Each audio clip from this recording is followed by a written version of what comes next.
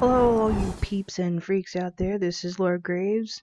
Make sure you subscribe and like. Today's episode of my Fright Night is about John Carpenter. Before we get in today's episode, I wanted to go ahead and start off with today's sick moment of horror, which would be that John Carpenter produced the music on Halloween by himself, and to this day he still produces his own music because it's cheaper. My father had a Brownie movie camera. So 8mm is where I started. Then I graduated to a little bit better one. I had a Uming, a German camera, which had a stop motion. It had a single frame on it, so I could animate. Then I went to USC, graduated 16mm, and finally 35 later. While John Carpenter is definitely known for his first film, Halloween, he's also done numerous forms of other film, and the reason he actually got into this was he wanted to produce westerns. Today we're going to look at 3 films that I wanted to pick out and point out to you guys, whether you've seen them or not, and hopefully if you have not seen them, you'll have a chance to check them out.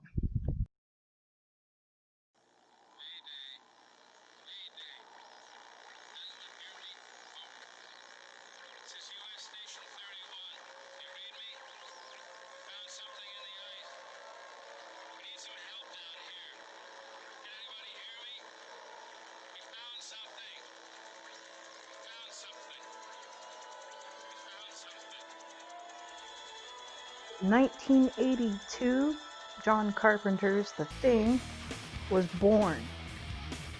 In Antarctica, a group of American scientific researchers find that a helicopter shoots at a sled dog. When they take in the dog, it brutally attacks the humans.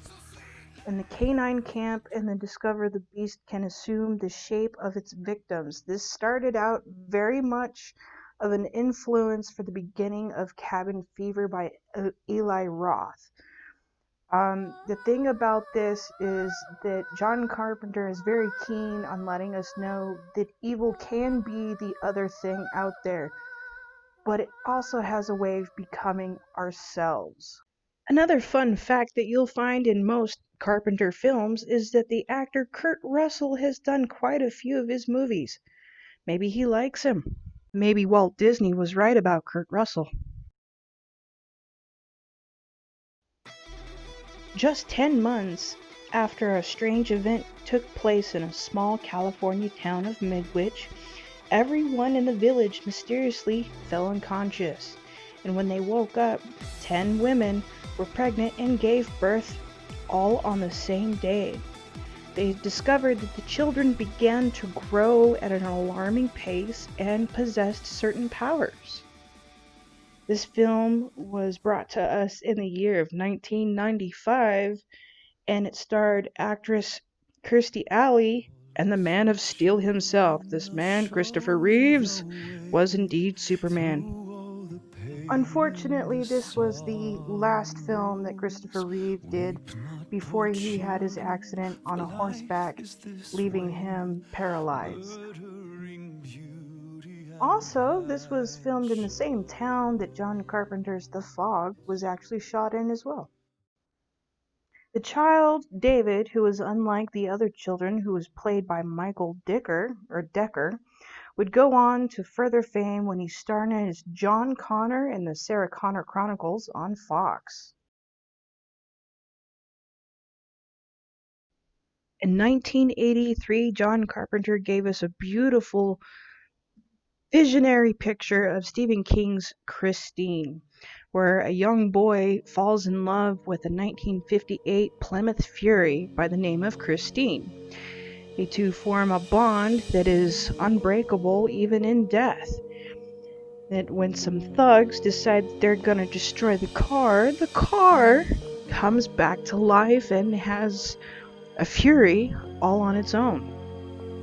Stephen King's popularity was such at a high time that this film was made prior to the publication of the actual novel.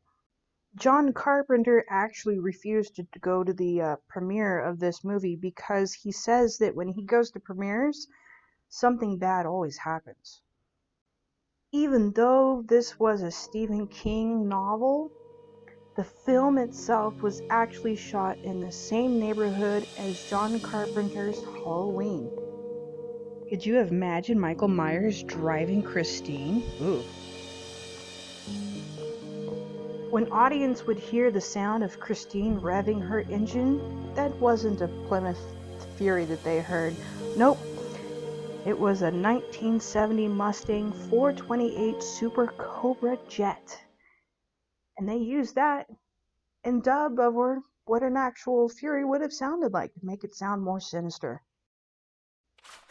Alright, my peeps and freaks, that's going to do it for today's episode. Be sure to like, subscribe, and comment down for future content. I will be having more directors on this little short series for you very soon. Keep digging.